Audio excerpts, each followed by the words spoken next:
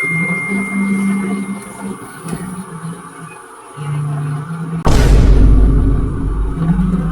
akin mo pa talaga tinanong yan, kaibigan, ha?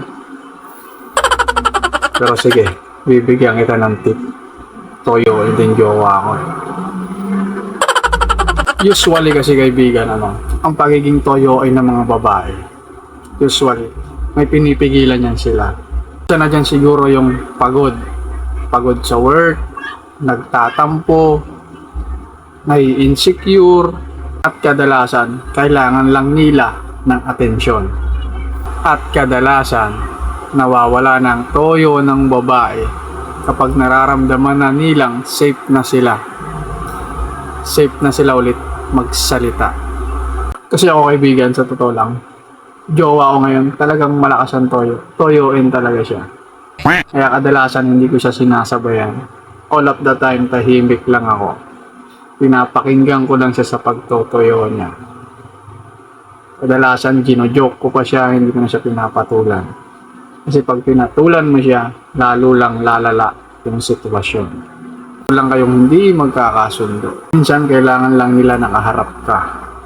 Kahit hindi ka na sumagot, pakinggan mo lang sila, tanguan mo lang, kahit hindi ka na magsalita. Pero sige, isi-share ko sa iyo, bibigyan kita ng tatlong tips. Tatlong tips lang, mabilis lang to, kaibigan, para i-handle yung ganyang klase ng girl na toyoin. Okay? Una, unawain mo muna bakit siya nagtotoyo. Tanungin mo kung ano yung problema niya sa'yo. Baka naman may problema siya sa ibang tao kung bakit siya nagtotoyo. May kinagagalitan ba siya? Galit ba siya sa'yo? O baka naman pagod lang sa work, sa trabaho? O baka naman hormones, yung sinasabi nating dinadatnan na siya? Baka naman meron kang nasabi na ikinasakit niya at hindi niya sinasabi sa'yo, kaya dinadaan na lang niya sa toyo. Importante, kaibigan, na malaman mo kung bakit nagtotoyo yung girl mo. Importante na alam mo kung saan siya nagtoyo, kasi dito ka rin makakakuha ng solusyon. Pangalawa, pag nagtotoyo yung jowa mo o girl mo, importanteng wag mo rin susuklian ng sungit o galit. Bakit? Kasi pag sinuklian mo ng sungit o galit din o toyo rin, mas lalo kayong walang pag-uusapang mabuti. Mas lalo lang gugulo yung pag-uusapan ninyo at relasyon ninyo, kasi nga nagtotoyo na yan. At mas mahirap i-handle kapag ganyan na yung sitwasyon, kaibigan. Dapat ikaw yung tipo at klase ng lalaki na chill lang, steady lang, lalo na kapag nagtotoyo na yung girl mo. Minsan nga, pwede mo pang daanin sa joke kahit nagtotoyo na yan sa harap mo.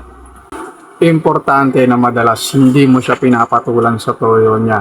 Pero ito yung twist, dapat present ka pa rin sa paningin at paligid niya. Na kahit nagtotoyo na yung girl mo, andiyan ka pa rin sa tabi niya. Kumikilos ka, naghugas ka ng plato, naglalaba, nag-aasikaso, nagluluto, kaibigan. Importante sa kanila yan. Karakter na nila yan.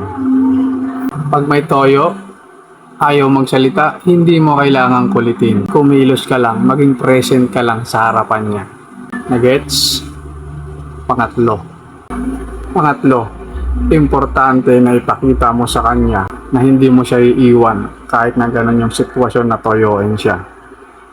Sa mga magkasama, magka-live-in, mag-asawa, medyo mild pa. Kasi nga magkasama kayo, makikita ninyo at mahawakan ninyo isa't isa. Pero sa LDR, mas importante ito na ipakita mo sa kanya na kahit ganun siya, hindi mo siya iiwan. Sasamahan mo siya at present ka sa circle niya. Alam ko yan, kaibigan. Mayroon akong ganyan, toyo yung jowa. Kasi alam mo, kaibigan, minsan yung toyo, test din yan sa relationship nyo.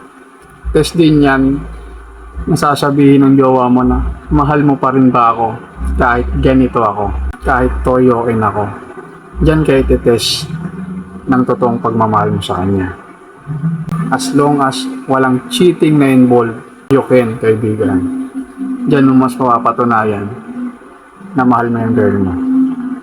At minsan, hindi yan direktang sasabihin ng babae, kaibigan, sa partner niya kapag nagtotoyo yan. Minsan nag-iisip yan sila, magtuyo ako, mamahalin pa rin kaya ako nito. May mga ganang utak yan sila, kaibigan. Hindi mo na rin kailangan explain sa kanila yan. Mas ipakita mo sa kanila. Mas ipakita mo sa partner mo na ganun ka, na kahit tuyuin siya, mamahalin mo pa rin siya. Importante sa kanila yan, kaibigan. Assurance. Especially LDR. Huwag kang maging kagaya ng ibang lalaki na kapag tuyuin yung girlfriend nila, jowa nila, susuko na sila. Ipagpapalit na nila, hahanap na sila ng iba kasi nga tuyuin daw. Tandaan mo, walang perfect relationship, kaibigan. Ang kailangan lang natin, consistency, kaibigan. Contentment. Magkaibang words yung dalawa na. Yun ang kailangan natin. As long as walang cheating involved, patunayan mo sa kanya na mahal mo siya kahit ganun siya. While doing a great job, naalisin din yung ganong attitude niya ng pagiging toyoin. Kailangan ikaw pa rin yung mag-lead, na mai-handle yung ganong klase ng babae. Nagbabago rin yan. Lalo na kapag alam nilang safe na sila at talagang sure na sila sa gay nila. Tigil o susuko ka lang, kaibigan, sa toyoing babae kapag sobrang disrespect na siya. Wala na siya sa hulog magtuyo. Yung tipong naaapektuhan na yung lifestyle ninyong parehong dalawa, na halos araw-araw nagtotoyo, wala na sa hulog. Kahit wala ka naman talagang ginawa totally, nagtotoyo siya. O pwede oo, isuko mo, tumigil ka. Pero kung paminsan-minsan lang naman at alam mo naman sa sarili mo na ikaw yung may ginawa kaya nagtotoyo, alam mo na sagot yan. Yun lang, kaibigan. Gets mo? Diyos.